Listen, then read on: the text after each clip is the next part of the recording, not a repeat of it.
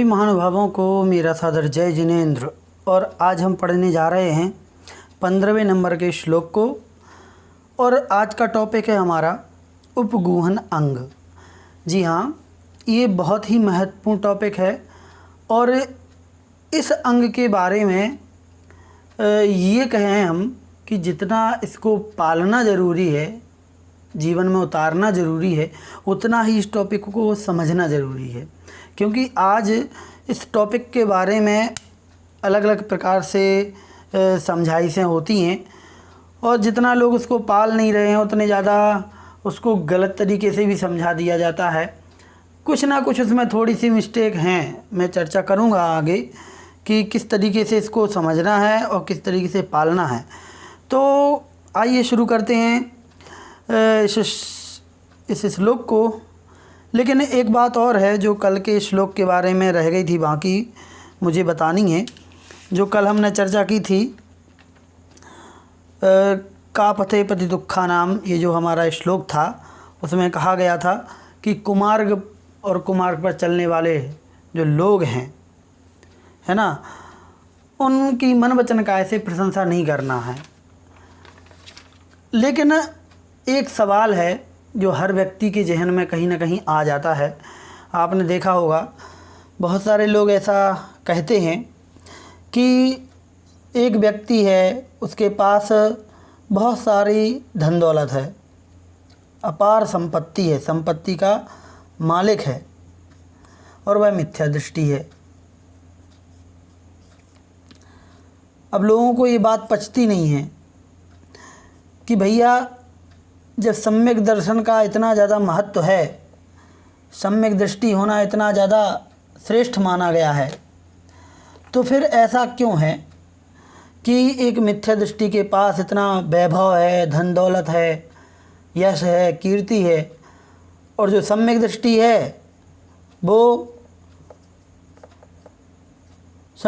है वो दर दर की ठोकर खा रहा है, गरीब है, बड़ी मुश्किल से घर का खर्चा चल रहा है। तो फिर ये क्या मतलब हुआ? एक कुमार्गी व्यक्ति इतना ऐशो आराम से रह रहा है, एक सम्यक दृष्टि जीव बड़ी ही मुश्किल से अपने जीवन को गुजर बसर कर रहा है। तो इस बात को भी समझना आवश्यक है कि जो मिथ्या दृष्टि है आज वर्तमान में, जो कुमार्गी है आज वर्तमान में, ऐसा कुमार्गी व्यक्ति और उसके पास धन दौलत है, अपार संपत्ति है, तो ये समझना चाहिए कि आज जो उसके पास है वह अभी का नहीं है, वह उसके पिछले जन्मों के पुण्य का प्रभाव है, इसलिए आज उसके पास इतना कुछ मिला हुआ है। लेकिन वर्तमान पर्याय का या इस जन्म का जो वह बुरे काम कर रहा है या पाप के काम कर रहा है, उसका जब वह फल प्राप्त करेगा तो वैसे ही संकटों में घिर जाएगा। और आज हमारे पास यदि कुछ कमी है या कुछ संकट हैं तो ज़रूर कुछ ना कुछ पुराने कर्मों का फल है। तो इस बात को बिल्कुल अंदर से समझ लेना चाहिए कि इस जन्म में हमें जो कुछ मिला है वो ज़रूरी नहीं है कि इसी जन्म के पुण्य या पाप कर्मों का फल मिल रहा है। वो पिछले जन्मों का, कई जन्मों का भी हो सकता है। ज़रूरी नहीं कि जस्ट पिछले वाले जन्म के कर्मों का फल है, वो कई जन्मों के कर्मों का फल भी इस समय उदय में हो सकता है। तो इन कर्मों की प्रक्रिया को, कर्मों के फल को भी समझना हमें ज़रूरी है। इस बारे में हम आपको एक कहानी सुनाएंगे। अभी नहीं, इस पाठ के बाद आपको एक कहानी सुनाएंगे। आप उस कहानी को सुनना, आपको बात समझ में आ जाएगी। और जिन लोगों की जीवनचर्या थोड़ी भटकी हुई है वो भी बहुत सुधरने के चांस है। इतनी अच्छी कहानी है, तो आपको इसको पेंडिंग में डालते हैं और हम आपको वह कहानी भी ज़रूर सुनाएंगे। तो ये बात हमें कहनी थी पिछले श्लोक के बारे में, बहुत ही समझना आवश्यक है। कई लोग क्योंकि ऐसा कहने लगते हैं कि अरे देखो ये व्यक्ति तो इतना धर्म करता है, पूजा पाठ करता है, स्वाध्याय करता है, इसके घर में कुछ नहीं, और जो कभी मंदिर नहीं जाते, कभी आहार दान नहीं देते या कुछ भी, तो ऐसे भी कई लोग मिल जाते हैं। उदाहरण के लिए कई लोग मिल जाते हैं जो धर्म कर्म से दूर रहते हैं, फिर भी काफ़ी संपत्ति के मालिक होते हैं, तो वो पिछले जन्म के कर्मों का फल उनके ऊपर मिल रहा है, कोई बड़ी बात नहीं है। तो अब आते हैं आज के इस उपगुहन अंग के बारे में। तो इसमें चलिए शुरू करते हैं। सबसे पहले उच्चारण, स्वयं शुद्धस्य मार्गस्य, स्वयं शुद्धस्य मार्गस्य बालाशक्त जनाश्रयाम,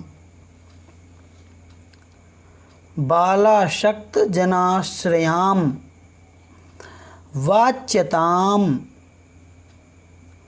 यत् प्रमार्जन्ति, वाच्यताम यत् प्रमार्जन्ति। ठीक है, बोलते बन रहा है ना, वाच्यताम यत् प्रमार्जन्ति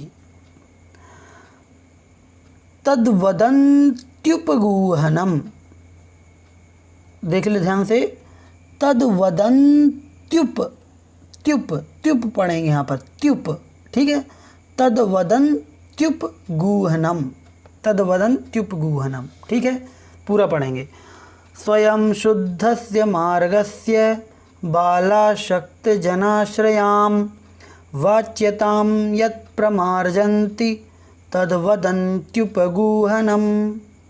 ठीक है, चलिए शब्द का अर्थ देखें पहले। स्वयं मतलब अपने आप, ठीक, और या फिर स्वाभाविक रूप से, यहाँ पर अर्थ लिया गया है स्वभाव से। ठीक है, शुद्धस्य मार्गस्य, शुद्ध मार्ग की, शुद्ध मार्ग की बालाशक्त जनाश्रयाम, यहाँ पर निकलेगा बाल, ठीक है, फिर निकलेगा अशक्त, तो दोनों को जोड़ करके हो गया बालाशक्त। ठीक है, दीर्घ संधि हो गई, यहाँ भी आ, दोनों मिलकर के बड़ा आ, दीर्घ बन गया। और जनाश्रयाम, जनाश्रयाम, अब इनका क्या अर्थ है। बाल मतलब होता है बच्चा, ठीक है, लेकिन यहाँ पर बाल का अर्थ लिया गया है अज्ञानी, तो दोनों ही अर्थ हैं इसके। बाल मतलब बालक भी होता है और बाल मतलब अज्ञानी भी होता है। तो यहाँ पर ध्यान से सुनिएगा, श्लोक में बाल का अर्थ बालक नहीं लिया गया, बाल का अर्थ लिया गया है अज्ञानी। ठीक, क्यों लिया गया है? अज्ञानी का मतलब क्या है? अज्ञानी का मतलब है जिसको हित और अहित का ज्ञान ना हो, वो कहलाता है अज्ञानी। और जो बच्चे होते हैं ना, ख़ास तौर पर 8 साल से कम के जो बच्चे हैं, 8 साल इसलिए कह रहे हैं क्योंकि आगम में 8 वर्ष अंतर मुहूर्त होने पर बालक दीक्षा ले सकता है और मोक्ष भी जा सकता है। इसलिए उसके अंदर की उम्र वाले जो है ना, उनको हम बाल कह सकते हैं और उनको हम अज्ञानी कह सकते हैं, क्योंकि उस उम्र में उन्हें हित और अहित का ज्ञान नहीं होता है। अर्थात क्या चीज़ हमारे कल्याण की है और क्या नहीं है, वो वाला ज्ञान। बाकी लौकिक चीज़ों का ज्ञान तो बहुत जल्दी ही डेवलप हो जाता है कि किससे हमें भूख मिटेगी, किससे नहीं मिटेगी, है ना, कौन सी चीज़ हमें उठाना चाहिए, कौन हमारी है, कौन तो इन सब का ज्ञान तो हो जाता है। यहाँ पर बात चल रही है मोक्ष मार्ग और कल्याण की, तो उसमें कौन हित है कौन अहित है, वो चीज़ उनके अंदर डेवलप नहीं होती है, इसलिए वो अज्ञानी होते हैं। और इसी पर्पज़ में बाल शब्द से अज्ञानी अर्थ यहाँ पर लिया गया है। ठीक है, और अशक्त का अर्थ है कि जिनके पास सामर्थ्य नहीं है। काय की सामर्थ्य? सामर्थ्य अर्थात व्रत या इत्यादि जो उन्होंने ग्रहण किए हैं उसको पालन करने की सामर्थ्य नहीं है। तो ऐसे अशक्त जन में बालक भी आ सकते हैं, वृद्ध भी आ सकते हैं और रोगी भी आ जाएंगे। ये 3 प्रकार के व्यक्ति आ जाएंगे, ठीक है, जो अशक्त होंगे। तो अज्ञानी और अशक्त जनों के आश्रय से, जनाश्रयाम, ऐसे लोगों के आश्रय से होने वाली जो वाच्यताम, वाच्यताम का मतलब होता है निंदा। क्या होता है? निंदा। तो ऐसे लोगों के द्वारा होने वाली निंदा को यत, यत मतलब जो, प्रमार्जन्ति अर्थात दूर करते हैं, दूर करना। प्रमार्जन मतलब मार्जन, मार्जन शब्द तो आपने सुना होगा, मार्जन करना, मार्जन करना मतलब झाड़ना, अलग करना, दूर करना। तो जो, और फिर प्रा उपसर्ग जुड़ गया, प्रा मतलब प्रकृष्ट रूप से, मतलब अच्छी तरीके से मार्जन करना, मतलब साफ करना, दूर करना। तो जो उस निंदा को प्रमार्जन्ति मतलब दूर करते हैं, तद वदन्त्युपगूहनम, उसको, तत् मतलब उसको, वदन्ति उपगूहनम। यहाँ पर देख लीजिए संधि विच्छेद होगा, तत् फिर वदन्ति, ठीक। यहाँ पर यण संधि है, ये ता ती में बदल गया और ऊ निकलेगा यहाँ से, उपगूहनम। ये यहाँ पर ये ती का ई है ना, ये या में बदलता है जब यण संधि होती है, और ऊ मिल जाता है इसमें तो यू हो जाता है और ता आधा रह जाता है, ठीक। ऐसे तत् मतलब वह, उसको, वदन्ति मतलब कहते हैं, उपगूहनम, उपगूहन अंग या उपगूहन, ठीक। चलिए अब समझते हैं उपगूहन मतलब क्या। उपगूहन का अर्थ होता है ढकना, सीधा सीधा अर्थ आप समझ लीजिए। उपगूहन का अर्थ है ढकना, ढक्कन लगाना, छिपाना, ठीक है, ढकना या छिपाना। अब क्या छिपाना, तो सीधे से अर्थों में है कि दोषों को छिपाना, और कोई चीज़ की बात ही नहीं है यहाँ पर, ठीक है। ना चेहरा छिपाना, ठीक है, ना चोरी छिपाना, ना बात छिपाना, कुछ नहीं, दोषों को छिपाना, उसे कहेंगे उपगूहन, ठीक है। तो अब समझें क्या कह रहे हैं इसमें। इसमें ये कह रहे हैं कि जो मिथ्या मार्ग में भटक गया है, ठीक है, ऐसा व्यक्ति यदि कोई हमें दिखाई देता है तो उसके प्रति हमें क्या करना है।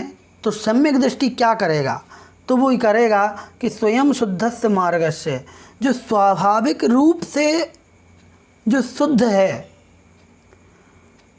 ऐसा मोक्ष मार्ग, ऐसे उस मोक्ष मार्ग, शुद्ध मार्ग मतलब कौन सा, शुद्ध मार्ग मोक्ष मार्ग, ऐसे उस स्वाभाविक रूप से शुद्ध रहने वाले ऐसे मोक्ष मार्ग की यदि बाल मतलब अज्ञानी और अशक्त मतलब असमर्थ लोगों के कारण से जो होने वाली वाच्यता मतलब निंदा को दूर करता है, तद वदन्ति उपगूहनम, उसको उपगूहन कहते हैं। क्या समझ में आया कि मोक्ष मार्ग तो अपने आप में पवित्र है, शुद्ध है, लेकिन यदि कोई अज्ञानी व्यक्ति या कोई अशक्त व्यक्ति उस मार्ग पर चलते हुए कोई गलती करता है, कोई दोष करता है, और उसके कारण से यदि समाज में निंदा होती है, तो उस निंदा को यदि कोई दूर करे तो वो उपगूहन अंग कहलाएगा। समझ में आई बात, ठीक है।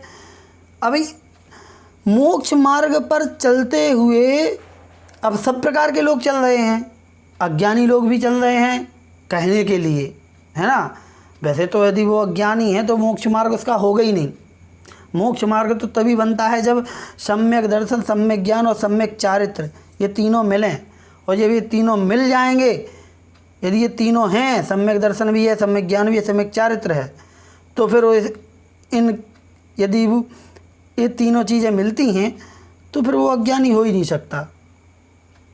ठीक है, अज्ञानी होने के चांस ही नहीं है। यदि ये तीनों हैं इसका मतलब वो ज्ञानी हो चुका है। लेकिन फिर भी जो मोटे मोटे रूप से, स्थूल रूप से या व्यवहारिक क्रियाओं के द्वारा जो उस मार्ग पर चल रहे हैं, लेकिन उन्हें हित और अहित का ज्ञान नहीं है, इसलिए वो दोष पैदा कर रहे हैं। और दूसरा, असमर्थ हैं, बालक है कोई, उसने कोई नियम व्रत ले लिया, नहीं पल रहा, वृद्ध हैं, अब चर्या का पालन नहीं हो रहा, रोगी हैं, रोग के कारण से चर्या का पालन नहीं हो रहा है, तो ऐसे लोगों को देख करके यदि कोई निंदा कर रहा है तो उस निंदा को दूर करना चाहिए, उन दोषों को छिपाना चाहिए, तब जाकर के वह उपगूहन अंग बनता है।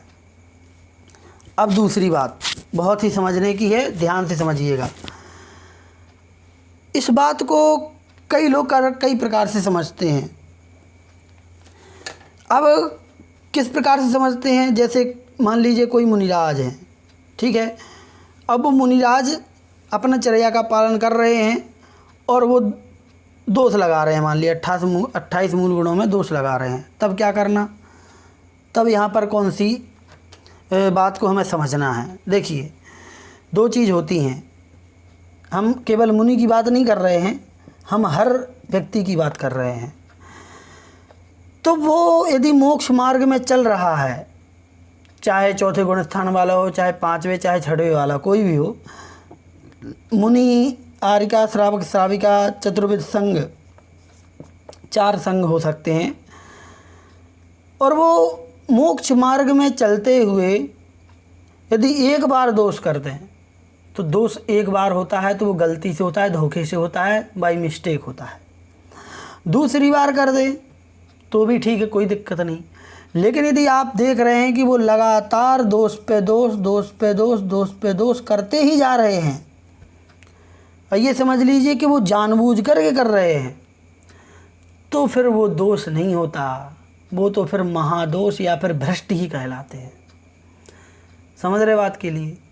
ये समझना बहुत आवश्यक है। आज कई लोग, कई विद्वान या कई मुनि भी ऐसा समझा देते हैं कि भाई गृहस्थ जो है उनको अधिकार नहीं है किसी व्रती के बारे में ये समझने का कि कौन व्रती अपने मूल गुणों का पालन कर रहे हैं या नहीं। तो ऐसा नहीं है। मैं आपको बता दूं कि एक डॉक्टर है,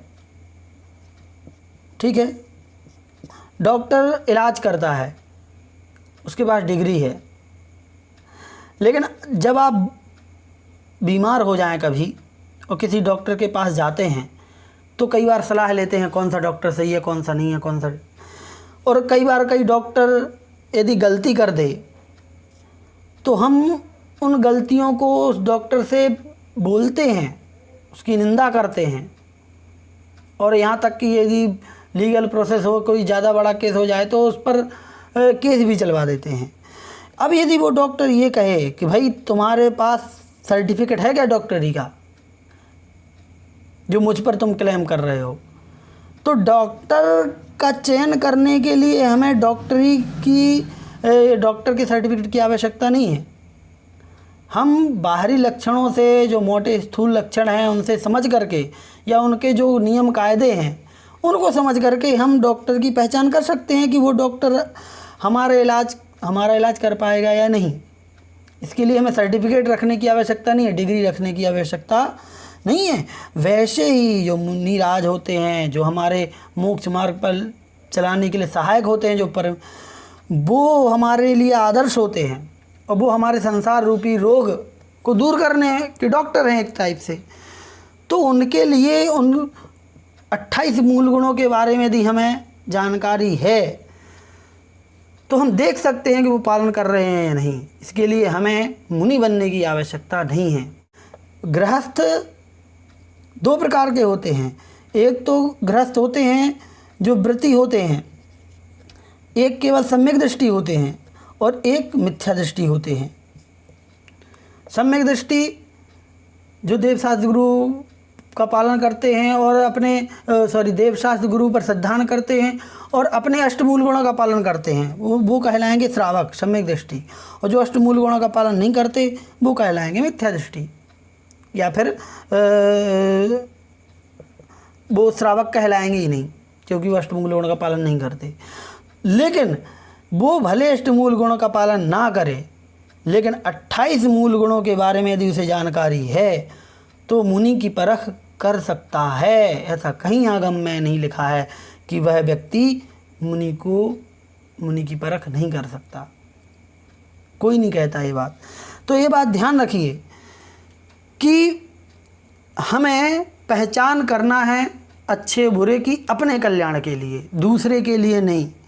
अब दूसरी बात कि यदि कहीं दोष दिखता है तो सबसे बड़ा तरीका ये होता है कि आप एकांत में जाएं और उन्हें समझाएं कि ये जो चीज़ है ना वो गलत है, इसको हमें सही करना चाहिए, सुधारना चाहिए, ठीक है, क्योंकि ये आपके मूल गुणों का ह्रास कर रहा है। ये तो हो गई एक बार की बात। लेकिन वो यदि मानने को तैयार नहीं हो तो फिर विद्वान ये भी कहते हैं कि उनकी गलतियों को फिर हमें समाज में उजागर करना चाहिए, क्योंकि यदि बार बार गलतियों को हम ढांकते रहेंगे तो वो फिर पूरे समाज को, पूरे धर्म को कलंकित कर देंगे। ऐसे कई उदाहरण आपने अभी फ़िलहाल में भी देखे हुए हैं और आगे भी देखे जा सकते हैं। तो इस बात को बहुत ही गंभीरता से समझना ज़रूरी है कि उपगूहन अंग आखिर है क्या। उपगूहन अंग के लिए कई बार लोग उदाहरण देते हैं पुराण का कि एक मुनिराज को मछली पकड़ते हुए देखा, फिर भी वो श्रावक उनको देख करके उनको नमोस्तु किया, जबकि ऐसे कोई मुनिराज मछली नहीं पकड़ सकते, तो वो तो भ्रष्ट होना चाहिए, लेकिन फिर भी नमोस्तु किया। तो उनका उदाहरण देते हैं कि देखो, गृहस्थ को केवल दिगंबर रूप देख करके नमस्कार करना। भैया, हम एक बात तो पक्की है कि जहाँ आपको नग्न दिगंबर रूप मिले, आप पहली बार जाकर के उनको नमस्कार करिए, नमोस्तु करिए। लेकिन जब आप दूसरी बार, तीसरी बार मिलेंगे तो हमें उनके बारे में पूरा पता लग जाता है कि वो किस प्रकार के चर्या को पालन करते हैं, मूल गुणों का पालन करते हैं या नहीं। तो पहली बार जब हम मिलते हैं तो नग्न रूप देख करके, पीछी कमंडल देख करके ही नमस्कार करना है, हमें कुछ नहीं देखना उनके बारे में। लेकिन जब हम परिचित हो गए हैं और सब कुछ उनके बारे में पता चल गया है, तब फिर हम अकेले नग्न दिगंबर रूप और पीछी कमंडल देख करके नमस्कार नहीं कर सकते, क्योंकि हमें उनके दोष दिखाई दे रहे हैं। तो फिर दो काम हैं, या तो उन दोषों को ढके रहो या फिर उनसे बोलो कि भाई ये ठीक नहीं है, इनको सुधारिए। और जब ना माने तो फिर उनको 4 लोगों के बीच में भी ला करके उसको सही करने का प्रयास करना चाहिए। इसलिए इस उपगूहन अंग को बहुत ही गंभीरता से समझना है, आवश्यक है कि किस प्रकार से इसका हम पालन करें। हमें उपगूहन अंग का पालन भी करना है, लेकिन उपगूहन अंग के कारण से समाज में विकृति ना आ जाए, धर्म ही नष्ट ना हो जाए किसी एक व्यक्ति के कारण से, ये भी देखना है। हमें सब कुछ देख करके विवेक से काम करना चाहिए। तो चलिए, आज की कक्षा में इतना ही। अगली क्लास के लिए आगे अपन देखेंगे। जय जिनेंद्र।